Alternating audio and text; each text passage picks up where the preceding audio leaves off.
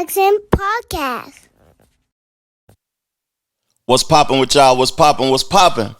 You know, my dog Nas, my favorite artist, he getting a little bougie, but I understand he got a lot going on. With all the verses he released this year, all of the artists he has propelled to the next level on his record label Mass Appeal, the casino that he just got to deal with, the restaurant in Vegas, the boy is having a hell of a 2025. Now, I'm about to read this Rolling Stone article. You know, he couldn't give us an article where he could sit down and get on the camera and converse and we could clip it up or whatever. So we got to read the article. And I want to see what all he has to say, all of what's going on. And salute to the journalist Andre G, because I think he did a good job and he asked some great questions. I've already read it, but I want to convey the message to y'all and get an understanding for what's going on, because I'm excited. I'm excited for the OGs. Like, I support the youth's music and younger individuals. I like what some of the artists is doing though, but it seems like the OGs is making it, you know, they bringing back the authenticity of hip hop. They bringing back the feeling that I appreciate about hip hop. So Nas wants the world to see hip hop legends as superheroes. The rap icon is spearheading a series of albums and comic books with Mass Appeal to give legendary acts their due. Now, this comic book thing is interesting because I always looked at rappers as superheroes, you know, and it's just, you know, Ghostface Killer, Iron Man. It's just a lot of artists, man, that's superheroes to me. Mystical is a superhero to me, even though, you know, he got a spooky history. But the way that he convey his message in raps, he gives superhero energy. So let me read the article. Since debuting in 1991 with a feature on Main Source Live at the Barbecue, Nas has been intent on amplifying New York hip hop. His first full-length album, Illmatic, was an evolution in hip hop lyricism, and his top-tier penmanship has powered a catalog of 17 solo albums. He's always paid respect to pioneers with songs like 2007, Where Are They Now, a 80s remix, allowing trailblazers like Kool Moe Dee, MC Shan, and Dana Dane to tell their stories. Nas has a project aimed at honoring more hip-hop legends alongside the label Mass Appeal. Nas is dropping the Legend Has It album series, which includes releases from rap heavyweights Slick Rick, Raekwon, Ghostface Killer, and Mobb Deep. A posthumous record from Big L is out on Halloween. I'm looking forward to that because I've seen Big L freestyles. I've heard a couple of Big L records, and I feel like Big L may have been one of the superstars in the culture, but he didn't get to live to, you know, create on a level that, you know, that the world and the masses would have got to hear his artistry and his creativity. With LPs from De La Soul as well as a joint DJ Premier and Nas project on the horizon. You would think that was a sound that you would no longer hear again, but that sound lives in all of hip hop music, Nas says. Mass Appeal has also partnered with Marvel on a Legend Has It comic immortalizing the acts in the series as superheroes. The first issue, written by Brandon Thomas and drawn by Sanford Green, debuted at Comic-Con in October, with more issues to follow. Every artist that's on this Marvel cover was once comic book fans. So for all of us, it's one of the coolest things, Nas says. I got to do some research on that comic because I hope it's a reasonably priced comic book. I don't want to pay no extra fees for it, and it's going to make me feel different about it if it's a $500 comic book, because they're not meant to be overpriced comic books like that. And that'll be a collector series for hip hop fans and people that's into comics also. Because I grew up on comics. My cousin, he used to have comics all over his bedroom and stuff. And he probably had comic books that's worth a lot of money now. Nas talked to Rolling Stone from Los Angeles and shared details about the Legend Has It series, his decade-long career, and why he sees artists as superheroes. So this is the first question. Let's get to it. What does it mean to be able to amplify your peers and predecessors with this series? Now, that's an interesting question also, because a lot of individuals see Nas as the GOAT. And for him to be the GOAT and to be amplifying his peers and predecessors is interesting. In hip hop music, you got different age groups, different cities, countries that have their own section of hip hop all over the world. It's finally becoming a global thing. And when I was a kid, is hip hop global? The question. Is it just the New York to LA thing? Is it just America or just London? Some of the grown-ups didn't understand it or believe it would last. Not only did it last, it became a worldwide thing. So to play any part in it today, this year 2025, is a dream come true. Man, him saying that to be able to play a part in it today is a dream come true shows how humble he really is, because there's a lot of people that feel as if, you know, it's their right to be able to participate in it. It's, you know, they egotistical about it, like they the best at it, and they're doing hip hop a favor just by participating in it. When the GOAT says, you know, it's just a dream come true to be able to play a part, just to be able to participate. That's interesting, man. The humbleness. That's you know, humbleness is crazy. Was there a specific moment that made you realize hip hop was global? When Run DMC did the Live Aid concert with all these artists performing to raise money for famine in Ethiopia, I think the show happened in London, and there were probably the only rap group on the show, with rock groups like Queen and everybody. I knew at that point they had opened the doors so that hip hop could become global. You know, that's kind of before my time though, but I remember Run DMC as one of those transformational groups with clothing brands and doing songs with rock and roll groups and all of that, and they made people wear them regular ass shell toes, man. For real. They had everybody wearing shell toes. I couldn't put them shits on to save my life now, them flat foot shoes, man. Them shits hurt. Even though a lot of people find that as flavor and swag or whatever, though, I wouldn't dare wear that, you know. But there was a group that transformed a lot of things in the culture by doing songs with rock groups, and over there in London, they don't get the credit they deserve as one of the top groups. Like, if Run DMC ain't in your top 5 as a group, then I don't even want to hear what you talking about, because they made it possible for all of these groups to be able to be what they are today. How did the mass appeal in Marvel comic books happen?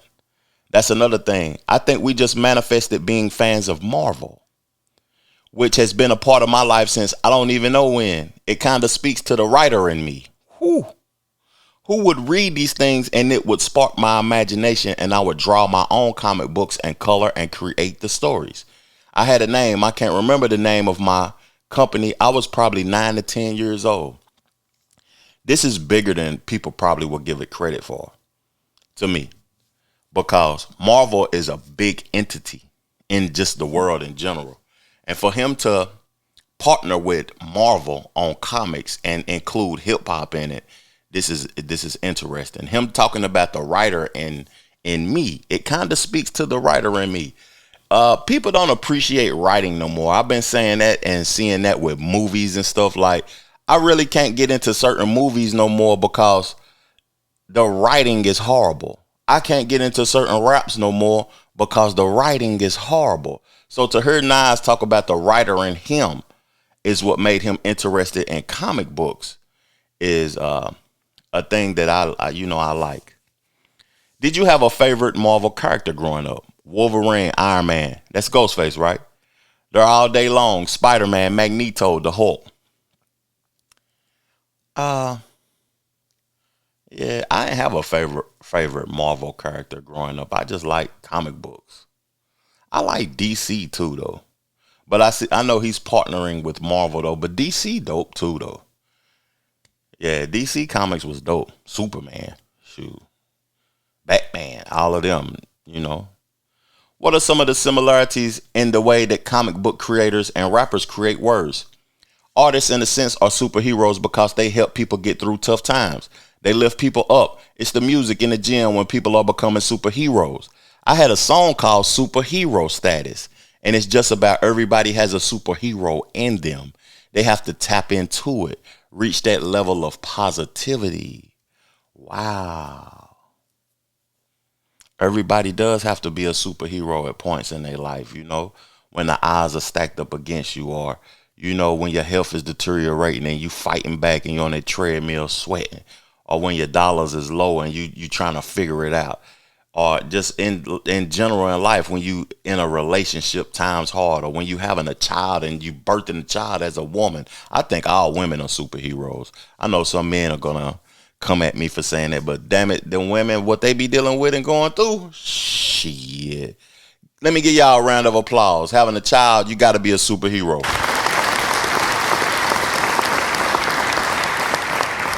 Have you ever thought about what you would want your superpower to be? Yeah, man. We let the world know December the 10th. It's all in there. Oh. Built on the character based off me. I think that's the album date. December the 10th. We let the world know December the 10th. It's all in there. That's the album date. That got to be the album date. Help me out in the comment section. Did he just release the album date? December the 10th. Did you have creative input in the comic book? Every one of us had a bunch of questions and a bunch of ideas, and we put together what we felt would be the best representation of us and a comic book superhero. What do you think Legend Has It series conveys about the classic New York sound? It's 1995 all over again. Sometimes I feel like 2025 has that feeling. It's not going backwards, it's going forward though. It's the feeling of urgency, that vibration, the celebration of life, and these songs and these albums. What they meant 30 years ago is still thriving right now. Even from younger people, they're all derivatives of that early sound. And these artists here from Slick Rick, he is the reason that all of us even have a pen in our hands. You look at him, you think of Mobb Deep, and you think of Raekwon and Ghostface. De La Soul. It's some of the most different, brave, bold, intelligent hip-hop music ever made. And of course, we lost some of our brothers along the way. We're still representing for them, and they're still representing themselves through the series. It's a celebration of a great impact, a standard that they set that we could never forget because it keeps us aiming higher. This series is to encourage and inspire hip-hop and remind all of us the pureness of hip-hop. I hope that we can all do this together. Hey, nothing else need to be said, man. Real talk. I'm looking forward to that Mobb Deep album. It's supposed to have 3 Nas guest appearances on there. We heard the first record, Mobb Deep Against the World. Mobb Deep is a group that I'm looking forward to this album at midnight. What's the day? Thursday? Yeah, that come out at midnight. I'm gonna be on that. Pause. How's your project with DJ Premier coming along? I can't wait for people to finally hear it. I don't know about anybody else, but for me and him, it was personally a long time coming for us to do it. Okay. The next question, because it seemed like a run along sentence, like Nas is still talking, but this is the interviewer asking Nas another question. Through the years, y'all have spoken about being in the studio, possibly working on a project. How many songs or ideas from those periods have carried over to what we're going to hear soon? Nas. Wow, that's a dope question. I'm going to say at least 2 of those ideas happened on this album. We didn't get a chance to do them when we were talking about them, but we finally got a chance to put those records together this year. So here you go, talking about the Mobb Deep album. It's coming October the 10th. Can you speak to the legacy of Mobb Deep and Prodigy specifically? What is the rap world missing without Prodigy being here physically? Prodigy is one of the best. It's unfortunate that he is not here because he was a presence in hip hop that was heavy. He still is. Their albums are classic albums, and people throw that word around too loosely. That's facts.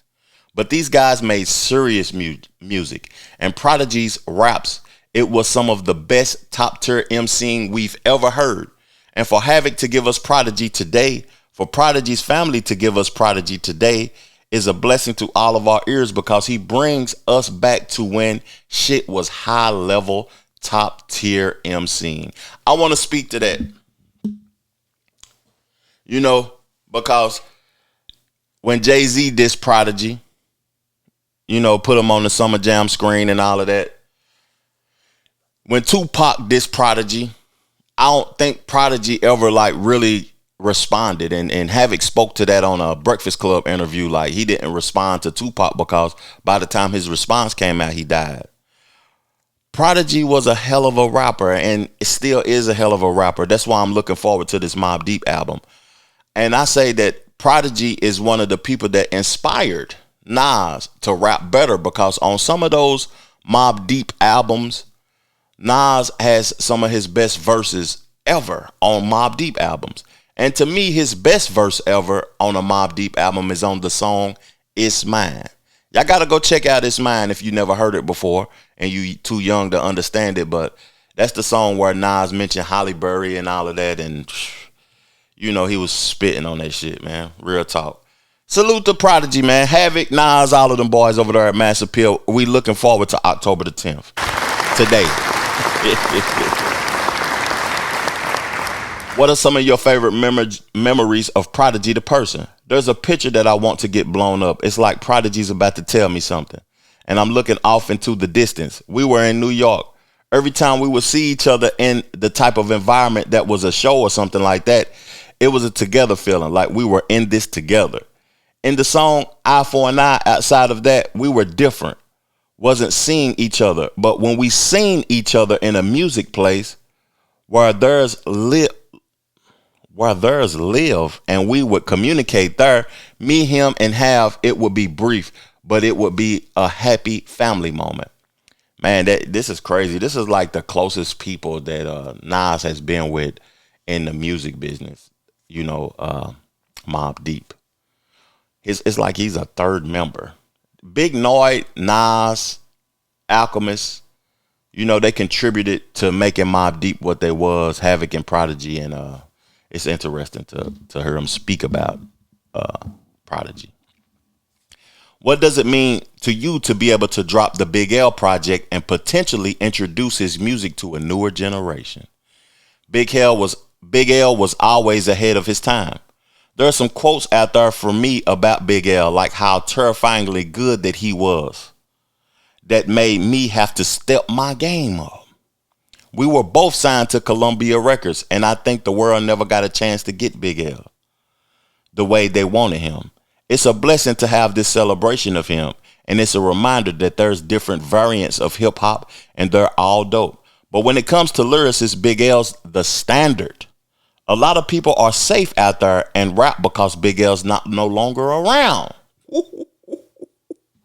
That's a big, massive statement. He's making big statements about Big L. He said, you niggas is safe out here because Big L's no longer around. He said Big L is the standard. He also said Big L made him step his game up. This album will remind you that it's not about hype, it's about art.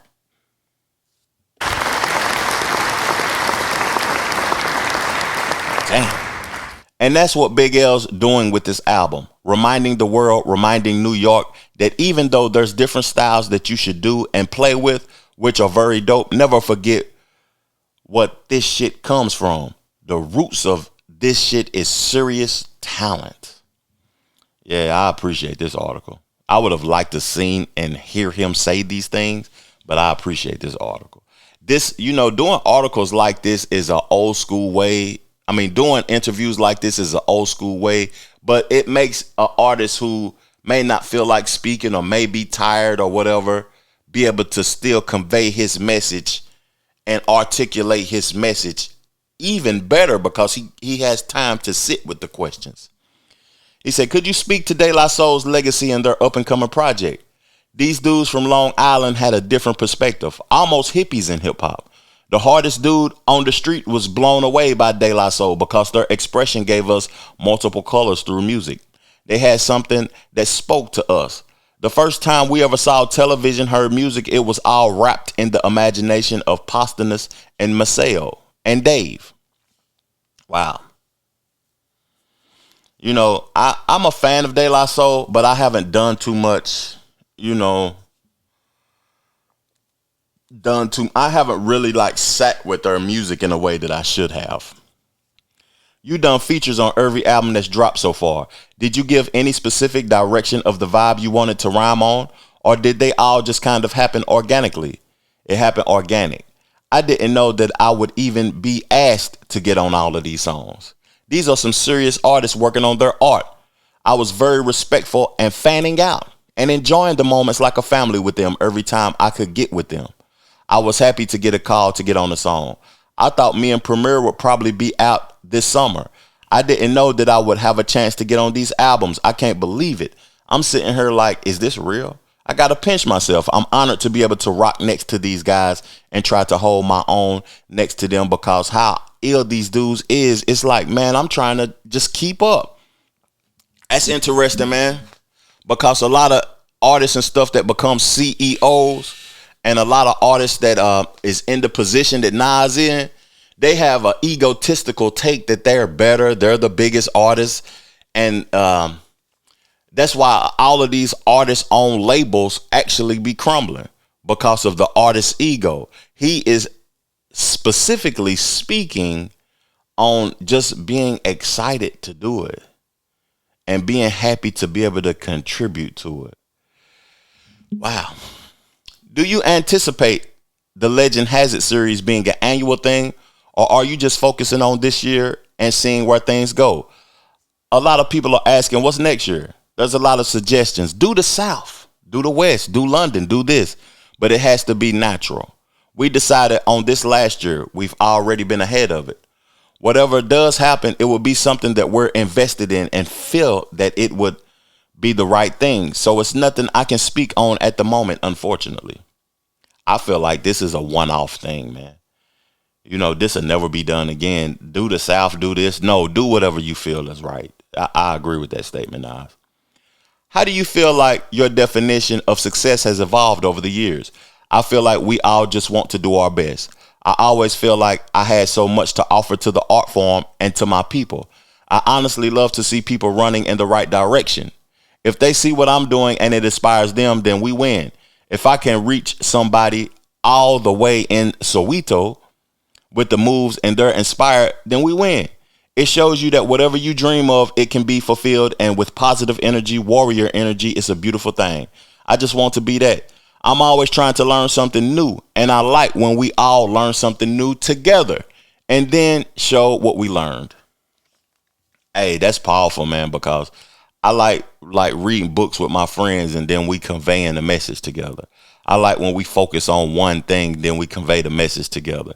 That's powerful. I feel like, you know, I heard a statement the other day that the black community prioritize entertainment more than they do learning. And I don't agree with that. I don't like that statement, though. But, man, I like when we focus on one thing together, learn it, and then we come together, you know, and share the information. In your documentary, Chronicle the Hip Hop Show video music box, you mentioned almost starting a crew with Biggie called Goodfellas. What do you remember about that? Were there any plans to drop music as a duo? No, we didn't get that far. It was just like, yo, let's get with this. So life took us into different things. I went where I went. He went all the way with Bad Boy, and he built up what he built up. So we were definitely talking about it, but never got to follow through. The wind just grabbed us and it was over. We was just going separate directions. That would have been dope, though. That would have been dope. Your 2006 song Hip Hop Is Dead critiqued your era's hip hop ecosystem like Kendrick Lamar's Watch the Party Die did more recently. What overlap do you see?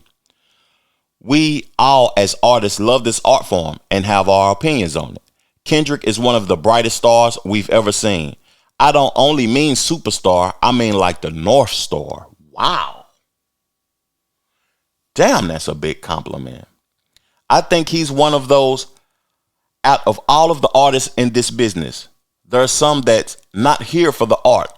When we see those people that are not here for the art damaging it, you're hurting the future of the art. So I think artists like Kendrick are going to speak out.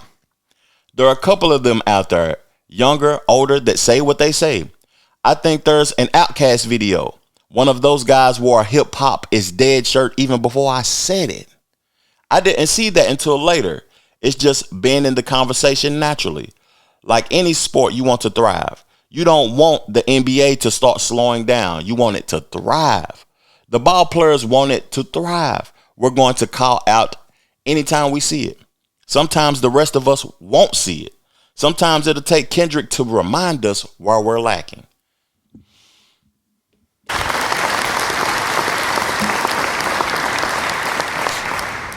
You know, I like that statement because we're in a state to where the consumer has gotten to a place to where they view hip hop as just something that's monetary. This something that young niggas can get rich from. And it's not an art form. It's like the words don't mean anything. The rhyme patterns don't mean anything. The schemes don't mean anything. The metaphors don't mean anything. The life experiences that is being put down on a pen and a pad don't mean anything. You know, I've been creating music for a long time in my life. I never made it to be famous or whatever though. But I created like 7 albums. I took a decade break. I came back and created 6 albums. Because life experiences matter so much to me, and what I'm conveying in the messaging matters so much to me. I hate the state of popularity in hip hop and the record labels, what they invest in, and the programming. I hate it. And I don't hate much. I hate that everybody sounds exactly the same, and it's people that doesn't have no versatility to their style or nothing. And y'all love it because y'all programmed to not even know what you like. It's just interesting that he said that because, you know, Drake is an artist that I don't have no disrespect for. I'm not disrespecting Drake when I say this, but it's obvious that he is an artist that is highly invested in. He's a creative player. He's created. Like how you go on NBA 2K and you create a player, you give him the outfit and all of that shit, and you play with him. That's what he is, to be honest with you. And no disrespect, he's made a lot of money from doing that. But he is not conveying the message of the art form. Kendrick is one of the last of the new. I like Wale because of his sound and him, you know what I'm saying? His sound is DC, and you can just hear the DC in it, the go-go in it and all of that. That has gotten away from hip hop, and what Nas is doing with Ghostface and all of them boys, man, is conveying the message and the feeling. A lot of my people in the South are saying, damn, you prioritizing New York hip hop too much, Trev. But, you know, I appreciate when artists are telling a story and conveying a message that can't relate to it, but it's vivid and I can see it. Salute to Nas for that statement one more time.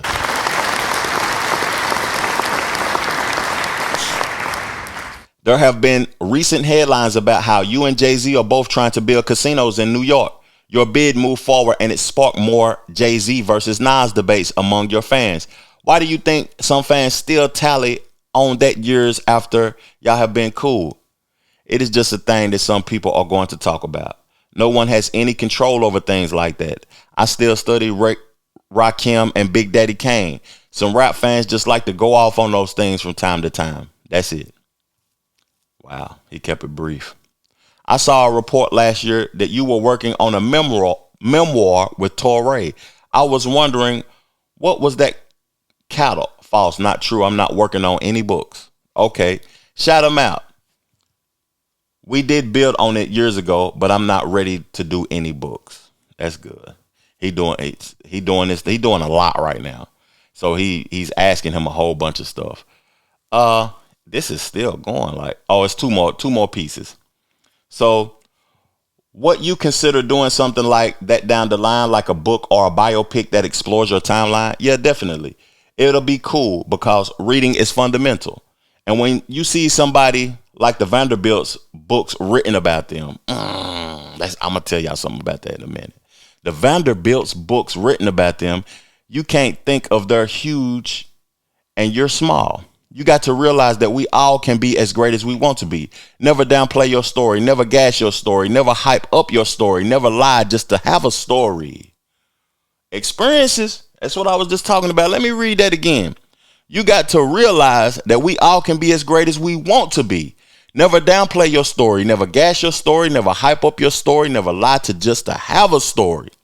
But I'm still writing my books by living my life. I think next year will probably be totally different than this year. You know, I've been into the Vanderbilt's library. That's what I wanted to say.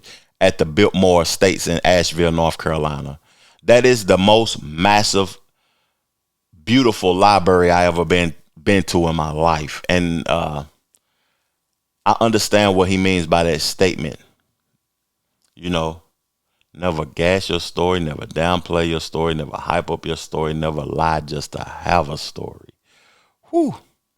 Do you still anticipate dropping a Lost Tapes 3 project? A producer asked me the other day about that, and I can't call it yet. I have to look around in another year or two and see what I have laying around, and then I can determine. Yeah, Lost Tapes is dope. I saw that you rapped about AI on your song Speechless too. I was wondering if you had any more thoughts about AI in the music industry and society in general. It's something you can't stop. When it comes to society and music, I'm not a fan of AI artists.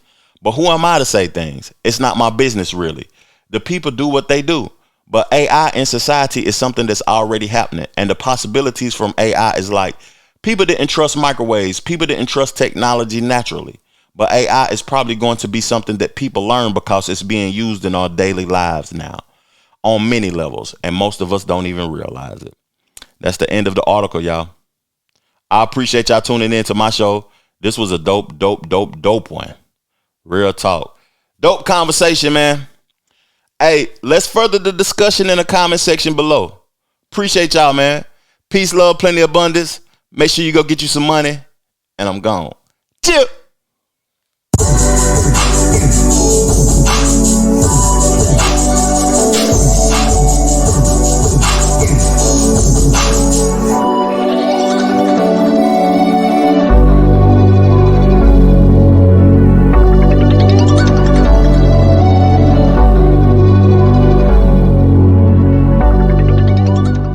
The Trevor Jackson Podcast.